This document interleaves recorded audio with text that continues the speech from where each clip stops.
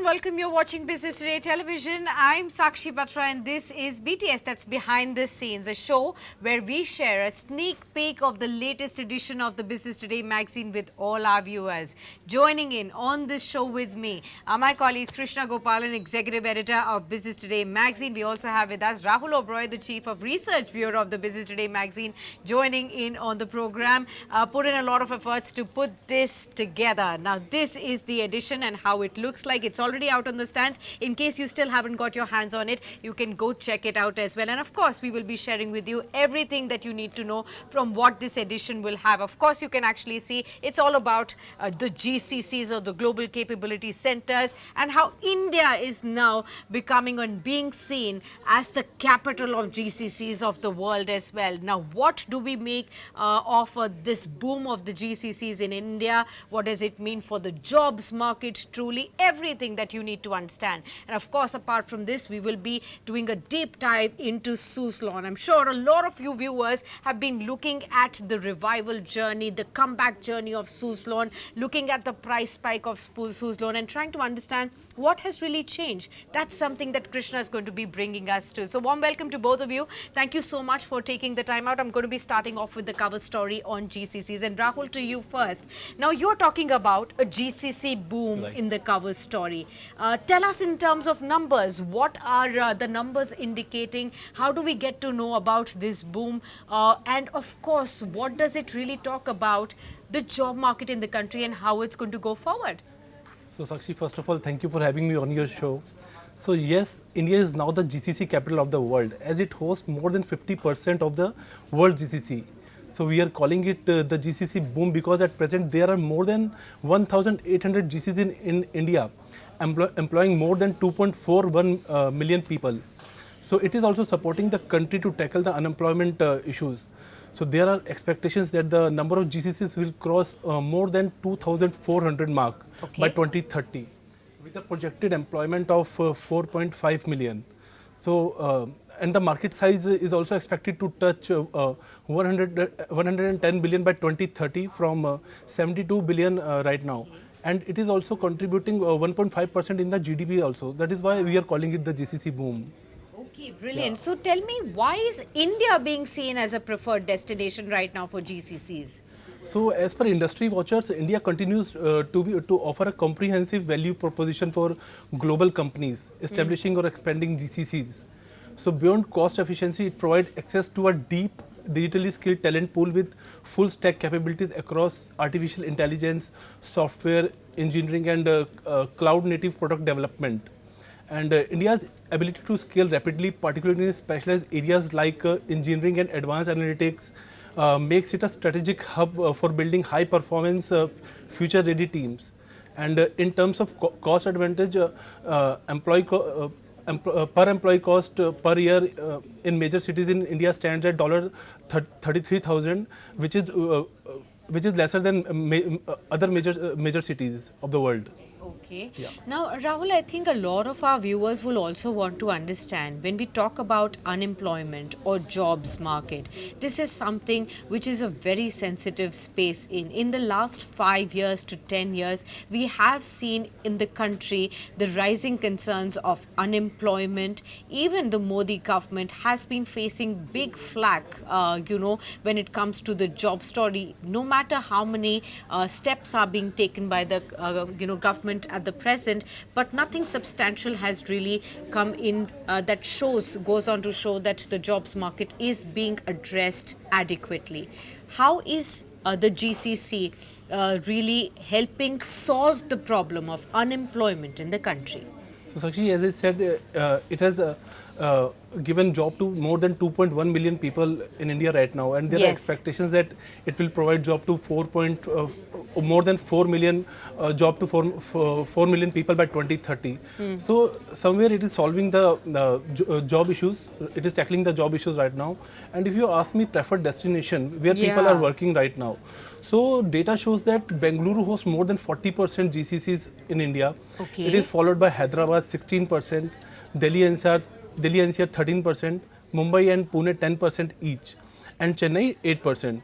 So going with industry watchers, they believe that Jaipur, Indore, Surat, Lucknow, Visakhapatnam, Chandigarh, Nagpur, Ahmedabad, Madurai, Kochi and Bhubaneswar are also attracting GCCs in India due to high quality engineering talent and lower real estate cost as well as living cost.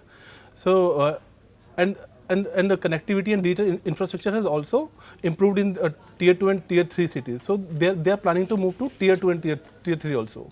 Okay, got that. And of course, as we all know, these centers are supporting some critical functions, including R&D, IT design, even back-end operations. And in doing so, they are truly propelling India well beyond the BPO era that we all know of into a new phase of value-added, innovation-driven operations is what we are given to understand. Along with the core story that Rahul has covered, you could also go on to read the insights from special interactions that have been covered in this edition from EY India. Arindam Sen, who's the partner and GCC sector leader, has given us an interview. Teamlease Digital CEO Neeti Sharma on the staffing solutions at this point in time. Real Estate CBRE, you can talk about how you can understand from how Anshuman Magazine, the chairman and CEO of India, really sees as to how things are going forward as far as the biggest employment providing sector is concerned in India as well. So all of these aspects are very well covered along with the core and the cover story of this edition. Thank you, Rahul, for sharing all of that update. And now let's talk about something which all of us are really interested in when we talk about retail investors looking at newer themes, sustainable themes going forward from here. And Krishna, I'm going to come to you. You have spoken to the management of Suzlon. You've covered them closely. And Suzlon is a story that a lot of retail investors are really interested in. We do know how the stock had actually been seen as a wealth destroyer in the recent past when the stock prices crashed to almost 2 rupees, and from then on the bounce back to even over 80 odd levels was seen in just the last 1.5 years time frame. Help me understand, what have you gauged when you interacted with the top management? First of all, what had gone wrong, and how is the company mending its ways and creating a classic case of comeback? Yes, thank you. That's really nice to be here.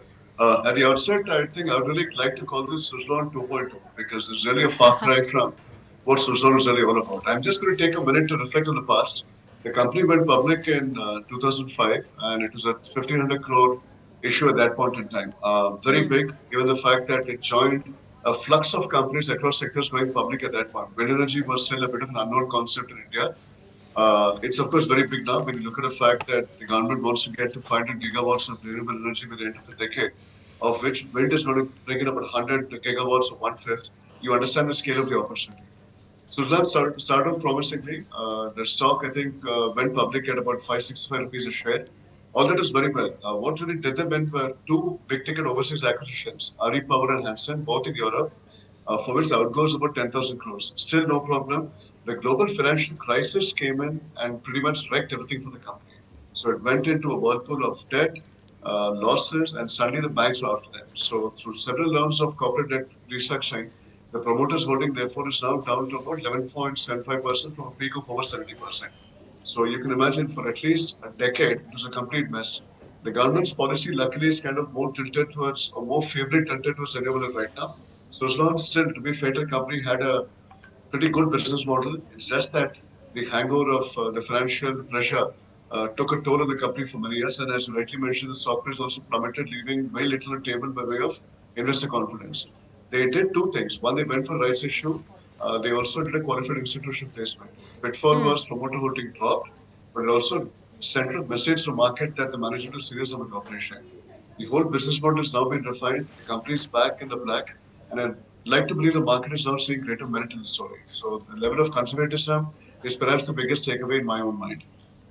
Absolutely. And Krishna, to help us understand, how is the company really looking at the foray of some big conglomerates in the same playing field? of renewable energy, wind space, the solar space. Talk about names like Adani, Reliance. They're all interested and they're deep-pocketed players. And when such large players enter, no matter the market share that Suzlon would have or the experience that it would have, there is bound to be some kind of challenges. How is it looking at that aspect? Actually, renewable goes beyond wind and solar. And to think about it, we know nothing about hydrogen. So the Yeah. way Reliance has been speaking, the disruption is going to be absolutely mind-boggling to that extent. The way I look at it is Suzlon has a clear business model. So WTG of wind turbine generators being one component of it, the operations and maintenance component being the other one. But fundamentally, if you're looking at Reliance or Adani, what they come to table with is the big ticket capex. And together, if you look at what they've said in the recent past, the two conglomerates put together would have a capex of at least $25 billion, if not more, at, at a very conservative level. Suzlon brings to the table a certain level of expertise of having been in the industry for many years, a policy which is very favorable. But that said, let's not forget the fact that wind, by definition, works only in 5 states in India. That's the nature of the beast, actually, as opposed to Okay. solar, which is through the day, but one has to store it in the day to make sure it's useful at night. So we are speaking of two different business models completely. I'd like to believe that at this point in time, given the way the story is shaping up, we have the likes of Torrent also getting in. I think there's enough space for everyone. So it's unlikely that the two big boys are going to come in and take away market share. This is really a game that's going to be long term and filled with expertise and competence. Another aspect that I think a lot of viewers of Business Today television would also want to know, while of course we are looking at the price spike and that's generating a whole lot of interest among the retail investors, one has to again look at the shareholding pattern. And the promoter holding is now down to 12%, something that you also alluded to as well. So practically one must need to understand, who exactly is running the company and how will some of the challenges in the future be met with. And how does one really reach through what is going to be the promoter hold and the vision going forward? Actually, it's not very common that you see a drop in promoter shareholding under duress, and Suzlon is a Yes. classic case of that. That's very different from a company which has got a strategic investor. They've let go of, let's say, 35-40%. That's a very different scenario completely. In this case, given that the company was in financially challenging position, they had no option Yes. to let go of equity. In 2015, Dilip Shanghvi, the big boss of Sun Pharma, he picked up a 23% stake in Suzlon, but in his personal capacity. Basically, Yeah. he came in as the white knight. So 23% that point was big. He's made more than a handsome return on the stock right now. But the sense we got from the management when they spoke to Mr. Girish Tanti and Vinod Tanti, both are brothers of the late Tulsi Tanti who passed away in 2022, the man who actually set up Suzlon from scratch. They've said the promoter holding is not a part of the plot at all. They said it's going to be business as always. So the investor need not be worried about who's going to be running the company because at the end of the day, the dilution of stock happened for the right reasons. One may always argue saying there's debt on the balance sheet, therefore they had no choice. All that is very well taken. But they'd like to believe that the business model is pretty much the factor which will stand out in the running of the company. And I think the message without them saying it in as many words is you need to understand a company with a well-established business model where wind turbine generators and OMS or operational maintenance services, as people refer to it, are the strong pillars of the business model in time to come. Absolutely. Well, Krishna, exciting story to definitely read and seek all those insights. I'm sure a lot of our viewers will be interested in this deep dive and really understand how is the company really, reviving itself. What are the pillars on which it is riding? What is the vision it is working with? And how is it going to be meeting with all those challenges? And how confident is it to probably return to its glory days? Remember, at one point in time, when the company had got listed for the first time, Krishna, you told me it was upwards of 500 rupees. And, from then on, going back to 2 rupees or the low single digit, when everybody had written off the future of Suzlon, and then for the company to return from these ashes is something that is commendable. But how much more steam is left in the company? Can it continue to ride on the promises it is showing to all the investors is something that will interest a lot of our viewers. Thank you so much, Krishna, for sharing all these wonderful insights with all our viewers. And thank you so much, Rahul, as well, for the insights on GCC. I'm sure it's going to be a very valuable read for all our viewers as well. To all our viewers, again, I'm going to be showcasing to you the magazine edition that you must definitely go ahead and grab your copies of. This has a lot of insight, not just on GCCs and Suzlon, but a whole host of other stories, including both industry, policy, and of course, leisure as well. So don't forget to catch your copies. With that, we wrap up this special edition of BTS, but do stay tuned on to Business Today Television. A lot more for you to grab from the world of business and finance. Stay tuned.